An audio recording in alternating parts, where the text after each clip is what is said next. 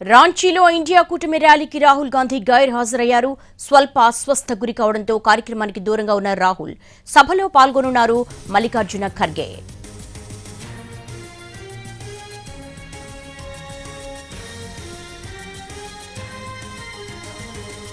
రాంచీ ర్యాలీలో మధ్యప్రదేశ్ పాట్నాలో రాహుల్ గాంధీ స్వల్ప అస్వస్థ గురయ్యారు. అయితే ఆయన అస్వస్థ కారణం ఫుడ్ పాయిజన్ అయినట్లుగా ప్రాథమికంగా తెలుస్తోంది.